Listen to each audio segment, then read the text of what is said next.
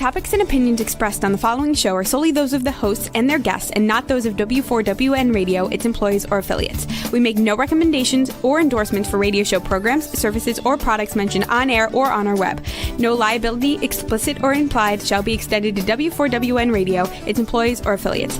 Any questions or comments should be directed to those show hosts. Thank you for choosing W4WN Radio.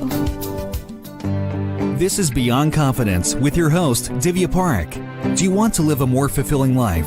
Do you want to live your legacy and achieve your personal, professional, and financial goals? Well, coming up on Divya Parekh's Beyond Confidence, you will hear real stories of leaders, entrepreneurs, and achievers who have stepped into discomfort, shattered their status quo, and are living the life they want.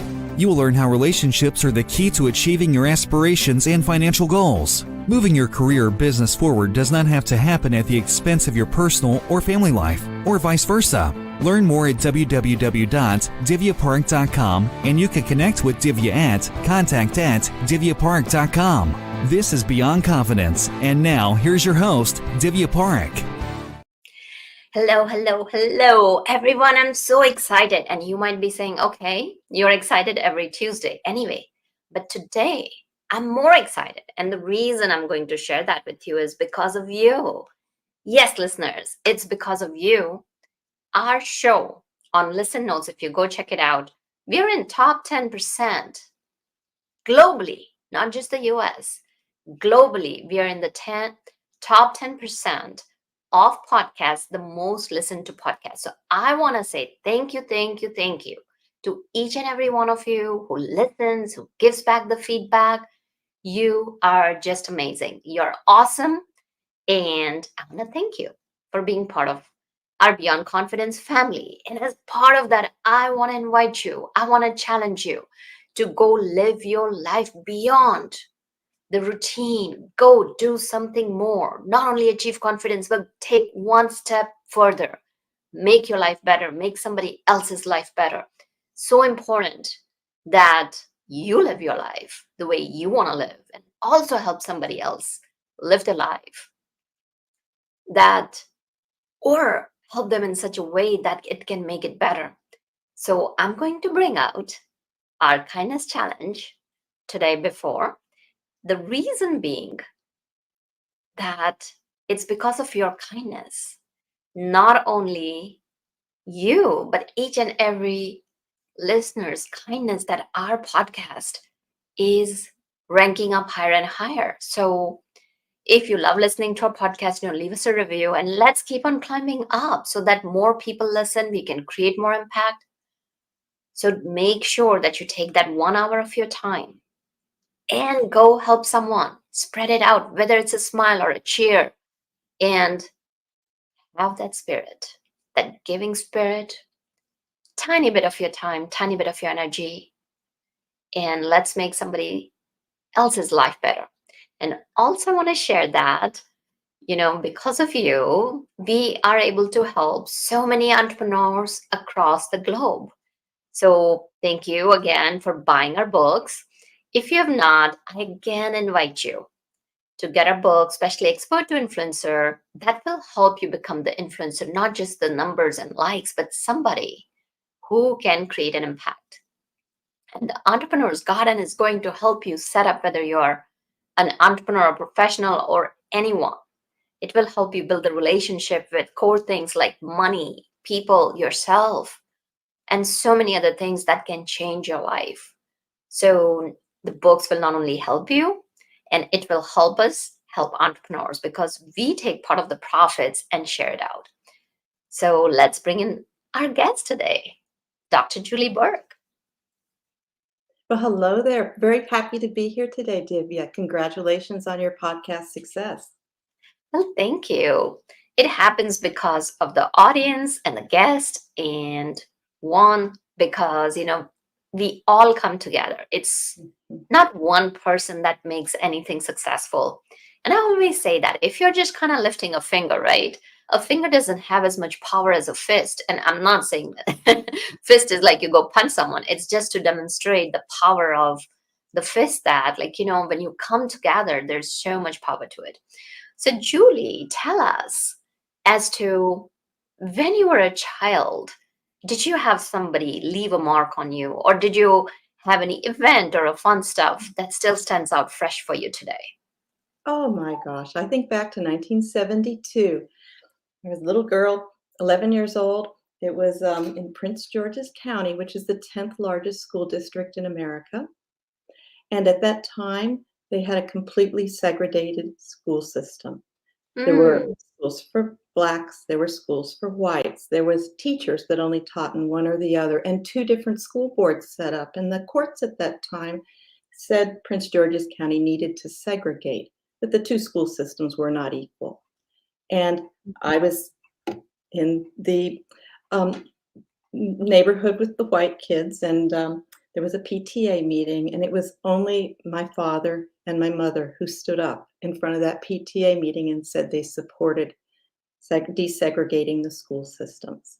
And I was mm. very proud of them for taking that extremely unpopular approach, and all the kids that walked into that school. That was not an easy time those years for anybody. And so I understood, though, it was all for the greater good because we need to let everybody have a chance. And I really believe that the steps that were taken in the 60s and the 70s would really help with the racial disparity in America.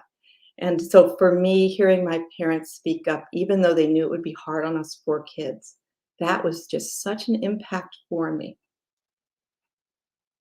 Wow, that is impactful. And it really helps because here's the thing, when we look at human beings, Mhm, what I look at is that everybody has pains, aspirations, everybody wants to be happy. mhm. We're all bound together by so many commonalities.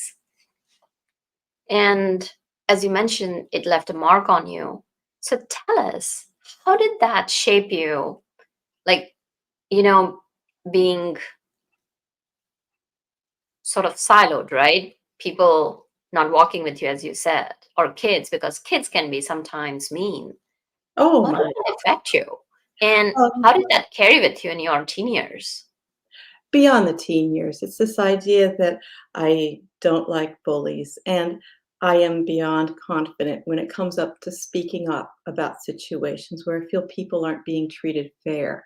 And it goes all the Mm, way up to the patent office as a 20-year veteran there, noticing that the American inventors are not being treated fair by the patent office, and knowing that employees of the patent office are not being treated fair. And I have a particular doozy of a story I'd share with your audience at some point, but it's just very important to have that confidence to when something's not right, even if the stakes are high, or especially if the stakes are high, somebody in the room has to stand up and say something. If not, it just continues. And I mhm. was really glad I was able to do that, that I learned that from my parents' example, and beyond all that, just after that, just moving on, realizing I could no longer work at that institution under those situations, under So pro. let's kind of Yeah, rewind back a little bit so mhm, we can get to that point. okay. So as you grew up, what were your interests? Oh my gosh, I really liked, you'd call it traditional girl stuff, fiber arts and, quilting and sewing and crocheting and cooking, and I know that these days they wanna get women into technology areas, STEM. It's all very, very important, but, if you peel back the layer, there's a lot of chemistry in cooking.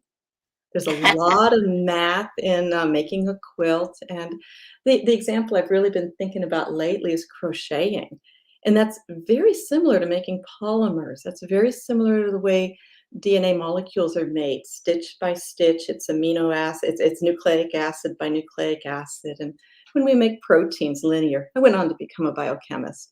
When we make proteins, it's a linear chain of 21 different amino acids that can be arranged in all sorts of different orders to make different patterns, to make different proteins. And I learned a lot about designing patterns from fiber art. Mm. And that's the thing. Just kind of something is there. There's no reason to shun it. It's about taking what we have and building upon it. And so many times what people think is that, like, you just have to build those things to the ground and build it from ground up, it's not necessary. Just kind of seeing like, what's great, keep building on it, and then what's not good that can be improved. So you talked about being a biochemist. I'm a biochemist by trade as well, so totally get about the proteins and the DNA molecules that you're talking about. So as you graduated with your biochemistry degree, did you go in the biosciences or? That's a really good question. After I got my bachelor's degree from Johns Hopkins, I went and worked just with the bachelor's degree as a research assistant in biotech labs in Boston for 5 years. And that was a very interesting time. It was the 80s where everything was starting. And I thought at that point, maybe I could get a PhD. Maybe I could go on. And that was maybe one of my first reinventions, right? I was accepted into the PhD program in London and 5 years worked there in the labs and received a British PhD and came back after that to Johns Hopkins University for a postdoc at their School of Medicine Department of Biochemistry. Well, congratulations, Dr. Julie. And so during those years, because being in a lab can be very exhausting. And to this day, I remember, one time I was very, very frustrated with some of my experiments. And my mentor told me, who told you that this is just a one-time shot? What does research mean? It is you search, you go back again, and you keep on searching it. So that stuck with me. And there's so many things that we develop being in the lab. And what would you say were your key takeaways or key lessons that you learned from that life? Oh gosh, two. One, the Boston community and the London community was extraordinarily diverse, a lot of international students, a whole new environment. And I really enjoyed the mix of everything, the excitement of it, all of that.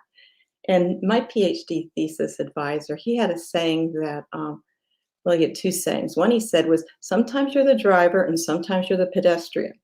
That was his one saying. His other one he'd say is, science and art are different in the sense that art is a creation that stands alone, one snapshot in time. And if that particular art is not made, it may never be made.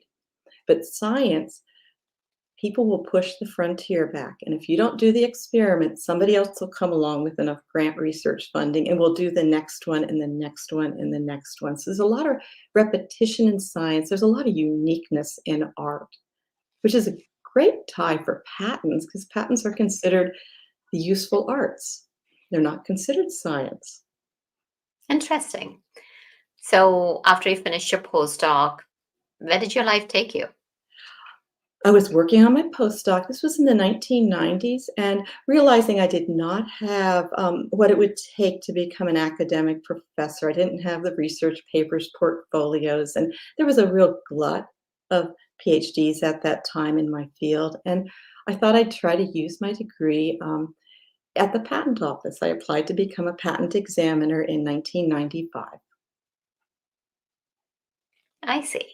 And so that's a big transition going from, so two different fields. What made you decide to go for that? The postdoc, endless series of postdocs was becoming less and less attractive. The 2-year contracts, no health care, no benefits. I wanted a real job with some security. And for sure, the patent office has great benefits, and I was happy for that. But my father also was a career civil servant. My sister was a career civil servant. You're able to do things in the government that are of importance, affect missions, make changes, empower people that I really would not have been able to affect as a bench scientist someplace. That attracted me. Makes sense. So now you are in the US Trademark and Patent Office. So tell us your journey over there. I joined up in 1995 and I moved to Virginia. The offices were in Alexandria, Virginia. Well, at that time, Arlington, Virginia. And I started as a patent examiner. And the patent office is interesting in that you become an examiner and join an art unit because everything's considered art there. Was in the art unit for cancer immunology and diagnosis. And so I'd try to work on detection methods and cancer treatment methods with a specialty in the immunology area. Mhm. And that would be individual patent applications would cross my desk, and I would try to assess whether what I saw in front of me was novel and unobvious. Were there adequate examples? Do we have written description? Are the claims clear? And it's a job where there's a lot of reading and writing and sending out notices requiring from the inventor more information, more support changes. And then at some point, the application becomes allowable and issue a US patent. It's interesting at the patent office is we don't just have one, we have about 9,000 because each examiner, the trained up ones, the primary examiners, issue patents all by themselves with very little oversight. So it's a pretty interesting position to be giving out government rights, individual employees giving out government rights without upper signatures on things. So tell us, how does that process work? Let's say somebody has a patent. Oh, patents are so important. I love talking about patents. Somebody would have an idea, an invention, and there's probably four ways to protect your intellectual property. You've got copyrights, patents, trademarks, you've got trade secrets, is where you keep it to yourself. But if you had a utility patent idea, a new method, a new product, and this is what I love about inventors. They're always trying to solve problems and improve the world, not just for themselves and not just to Mhm. make money, because most patents don't make money, but to Right. improve human conditions. Yeah. So now they have it. Like, how do they go about it? And can you also tell us the difference between a trademark and patent? Because there's so many people who don't know about it. Oh, this is so it is the US Patent and Trademark Office. Trademark's a smaller side of the office, but it's probably the one people are most familiar with. And this is um, the printed material, the design, the logo. I'm looking at your screen right now, and I'm seeing all sorts of images that have probably been trademarked. And I worked in the patent side of the office, which is more for products. There are Hmm. design patents that are looking at the ornamental aspects of things, but patents are a product or a process or an improvement on a product that open your bathroom uh, medicine cabinet, and almost everything in there would have been patented inside the group that I worked with, biotech, chemical, pharmacy area, all the new drugs that we see. Right. And why would you say that the patent process is important to American economy? Oh, the patent process, it is extraordinarily important to the American economy. A patent is gives the inventor the security, confidence, in fact, to go out and start a business, go out and get supplies, hire employees, go out and seek for some venture capital, and for the investors, if a new startup company has patents, they feel more confident to give money to the company to help raise up money to help move things forward. Patents are very important in that regard. That makes sense because think about there's so many copycats and the Mm, knockoffs yes, that somebody comes up with an idea and it's so much easier to copy rather than sit and invent. And if you have a patent, it makes it so much easier to be the standalone in the market because if somebody's trying to copy you, you can go after them legally, correct? that is all correct. The patent is a right to go after infringers. We've been in the last 10, 15 years having real issues with the patent system in America. It's tipping into dysfunction. There's been court decisions and procedural situations created by the patent office that has reduced the certainty people have in patents. And a U.S. inventors organization is startup inventors, small inventors banding together, trying to ask more from the patent office. They want more certainty in their patents. It's hard to believe that your property rights could just disappear overnight the way they have been. Mm. So, okay, so you mentioned that. Before we go deeper into that, can you share, like, okay, let's say you worked on the biotech side. Somebody comes up, it can be somebody, a molecule from a university, and a small company buys the rights to it. How do they go about filing for a patent, and like what does the process look like? Okay, that's a very good question. Um, Most of the applications in my technology center involved patent agents or patent attorneys. There certainly is a Mhm. process where an individual inventor can come to the patent office and file. And the patent office, we call those pro se applicants that do not hire an attorney or an agent. There is a art unit that tries to work with the pro se applicants. But for something as important and complex as a new drug, they most likely would reach out and find a law firm to represent them.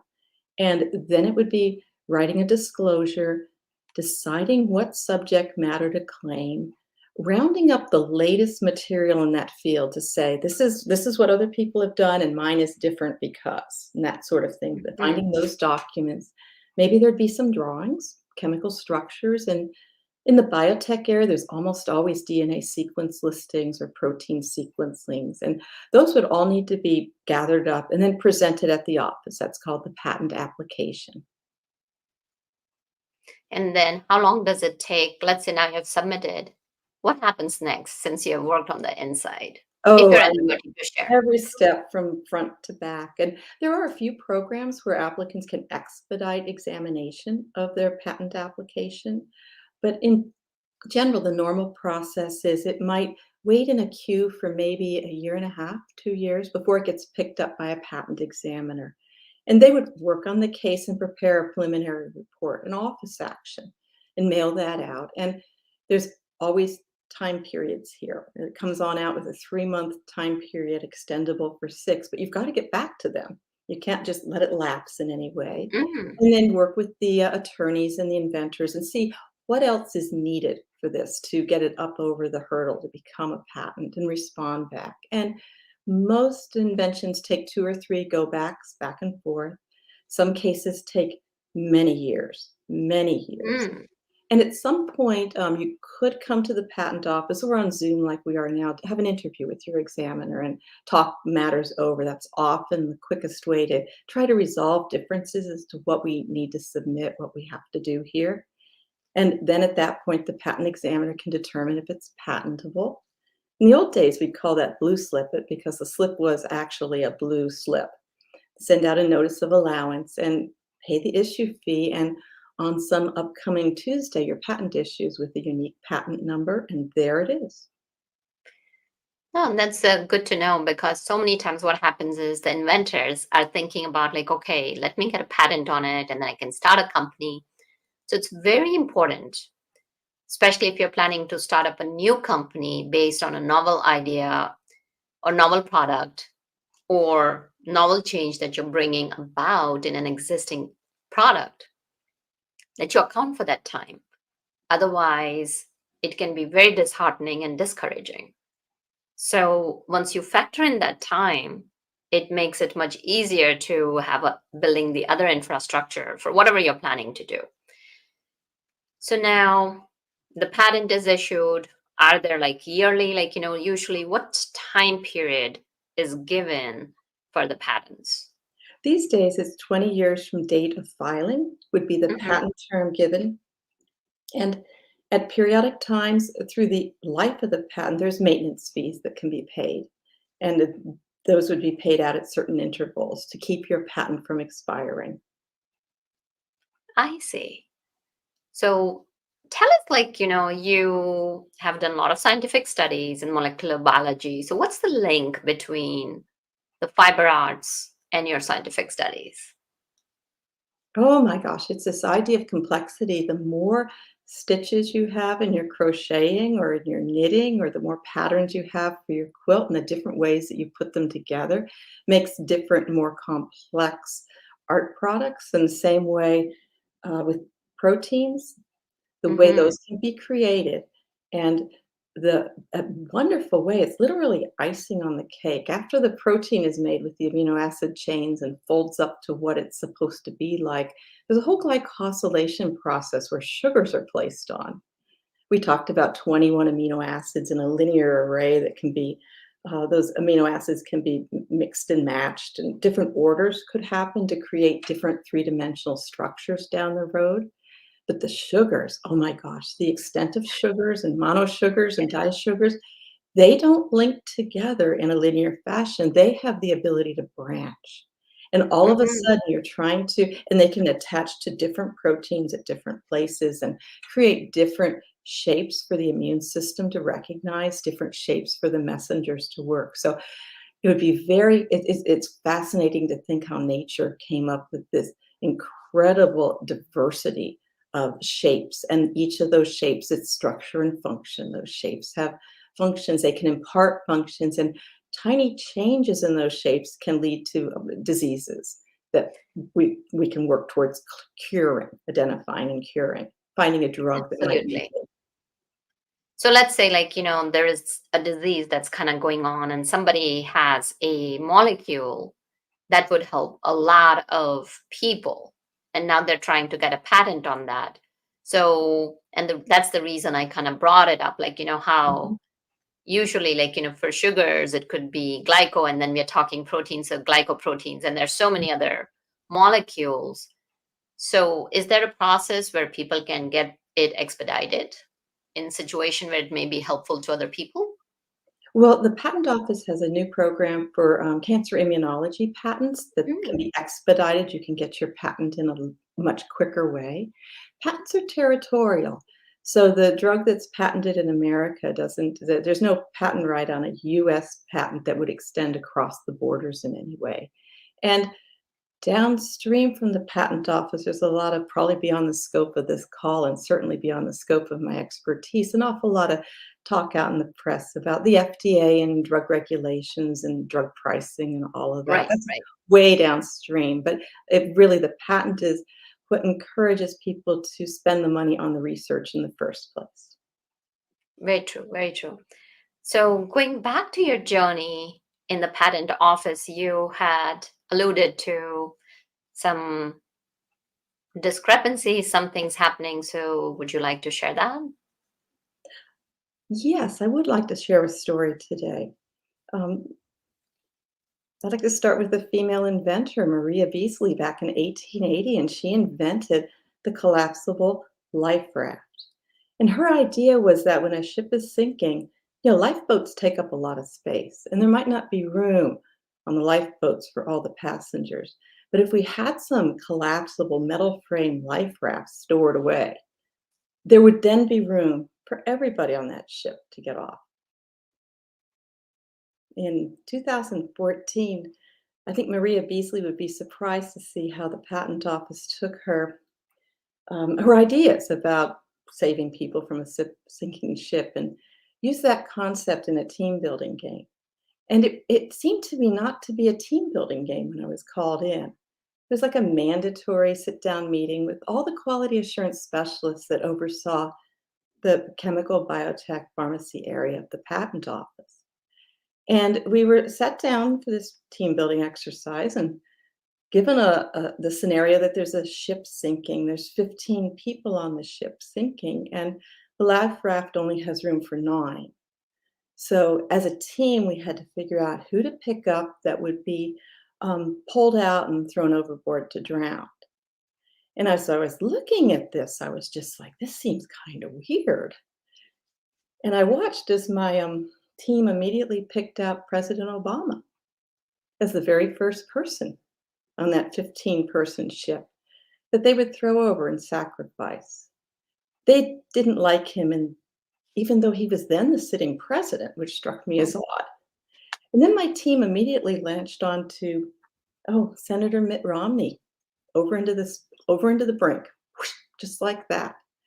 And I realized my dad had told me something. If I was ever in a sticky management situation, I could always take notes. So I just sat there quietly and hoped they didn't see me, and I just started taking notes. That's when they found the Jewish rabbi, and they thought the Jewish rabbi should go over to drown. That religious people don't do anything important. And right after that, they found the Catholic priest who went right overboard to drown.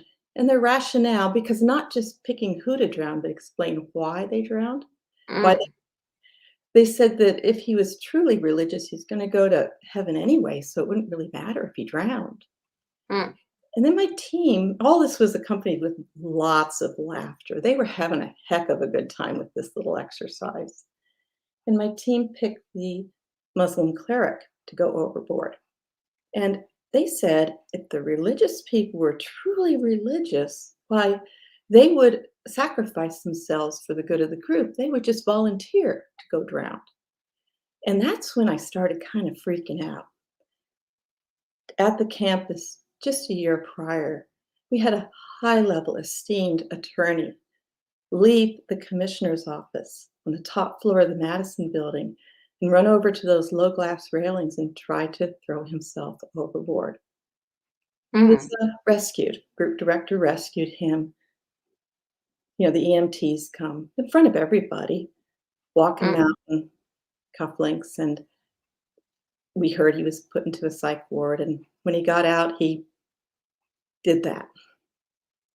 And then just a couple weeks after that, and this would be about a year before I was playing the lifeboat game, my father chose to end his life by drowning. I'm sorry to hear that. And I thought I was over it, Divya. It was over a year ago. I really thought I was over it. But while I was there in that room, I was thinking, gosh, maybe, because you never know the trail that leaves in a family. And I was trying to figure it out, and I thought, well, maybe in a way he thought he was doing it for the good of the group, so my mother wouldn't have to spend her time caring for him, and she could visit the grandkids and travel. And I was trying to wrap this all around, and I was still taking notes. And then I was interrupted by my supervisor saying, well, let's throw the pregnant woman overboard as a 2-for-1. And I just snapped. I don't know, the cruelty of that. That's not what Maria Beasley was thinking about when she built those life rafts back there. And then my colleague down the table, who was the Core-Wide SAWS program lead, leaned in and said, hey, Julie, you're not saying anything to be on our team. To be on our team, you need to find somebody to kill here. And I remember something else my dad told me at that point. He said, whenever you're in a sticky situation with management, you can always ask a question. And I just stood up and I gathered my papers up, all shaky hands, and I said, am I the only one here who finds this game offensive? And by asking it that way, I learned more. I learned, yes, I was the only one. And I trucked on out and road tested every single administrative remedy inside that patent office to try to let folks understand that this may not be appropriate team building material. It's kind of like anti-team building material. And then what happened? Oh, I'm diligent. We tried the union. We tried my supervisor's supervisor. This is an assistant deputy commissioner. I went into her office and explained to her a day later, I really didn't appreciate that game. And she cut me right off and said, it's standardly used across campuses. It's used in schools. This is a standard game, Julie, and no one else was offended. And I explained to her about the significance of drowning and family members, and I explained all of that. And I kind of also raised the Secret Service issues of government employees trying to suggest killing elected officials. That's kind of a problem too. But what it came back to, and the many reiterations of the same tale to many levels of management, is that nobody else was offended. It's too bad I was personally, sensitive, a little sensitive. And because I am not Black or Muslim or Catholic or Jewish, I'm not even pregnant. I had no grounds to file a complaint. I was not an effective person there. So after that, I contacted Human Resources, and I just sent a message to them to say, I've got a workplace situation. I have a union rep. I'd like to just talk to you about it, right? I like solving problems. To me, this seemed like some sort of administrative problem. And before I even met my human resource specialist, she sent me an email explaining how she understood that I had been found it all offensive, that these games are commonly used as team building games in universities and companies. And that ageism, sexism, and racism are merely debatable values with no right or wrong answers. And then she attached to that 10 other team building games they pulled off the internet. Mhm. Horrific. In my mind, and I am no DEI specialist, but in my mind, stereotyping people by their demographics and treating them, it just seems like picking out people, that sort of thing seemed odd. But one of the games that they sent me was another lifeboat game with, again, gender. The gender alone was horrific. The women were all either nurses or labeled as teachers or prostitutes or nuns. And there was a 8-year-old crippled boy that went right over into the brink. And in that game, they had Nazis and Jews. And the Yeah. anti-Semitic comments were shocking. Mm. Mm. And I can see, Julie, your viewpoint. And the key is that we continue extending kindness to everyone, anyone, everyone involved, because sometimes people know not what they're doing. And the key is that rather than judging anyone, we can continue, as you're educating and sharing, we can leave it up to the audience Mhm. to see, what they make out of it. And Mhm. you're presenting the facts here. And so I know that after that, you did leave. And can you tell us, why is it important to have more female inventors as Oh my we gosh. draw to a close? Understandable. More female inventors, more female supervisors, more female people who feel empowered, and beyond confidence in trying to make positive changes for the world. More of that is necessarily needed. Everywhere women get educated, the economics of those countries go up. Women are a real underutilized powerhouse for economic changes. And the kinds of things that women invent are the kinds of things that help women's lives and women and children's lives. And so those are some of the reasons why I really support any kind of inventorship for women. Mm-hmm. No, that definitely makes sense. So tell us, what is it that you do right now, and how do you support people? I've heard that we start our career with a job, we get a career, we get a profession, and then we get a passion. And after having left the patent office, my passion is to try to help the patent office become a better place, trying to illuminate areas in which, and I do that by writing and speaking and trying to talk to the patent bar associations about where things could be improved in patents. And I've been on annual meetings where they've asked me to talk about various issues. I think that's all very important. Mm-hmm. No, definitely. And if people wanted to reach out to you, where could they connect with you? I am on ipqualitypro@gmail.com, or also I'm at LinkedIn under Julie Burke or IP Quality Pro. Oh, fantastic. So, listeners, if you are thinking of, starting something new or have a product and want to know more about it, Dr. Julie is there to support you. Connect with her, contact her. Thank you, Dr. Julie, for providing us so many nuggets and sharing your story. Thank you, Divya. I very much enjoyed it. Absolutely. Thank you, listeners, for being part of our show, because you are the life and soul of the show. Without you, the show would not be possible. And thank you, Juan, for making the show possible. Until next time, be well and take care. Thank you for being part of Beyond Confidence with your host, Divya Parekh. We hope you have learned more about how to start living the life you want. Each week on Beyond Confidence, you hear stories of real people who have experienced growth by overcoming their fears and building meaningful relationships. During Beyond Confidence, Divya Parekh shares what happened to her when she stepped out of her comfort zone to work directly with people across the globe. She not only coaches people how to form heart connections, but also transform relationships to mutually beneficial partnerships as they strive to live the life they want. If you are ready to live the life you want and leverage your strengths, learn more at www.divyapark.com. And you can connect with Divya at contact@divyapark.com. We look forward to you joining us next week.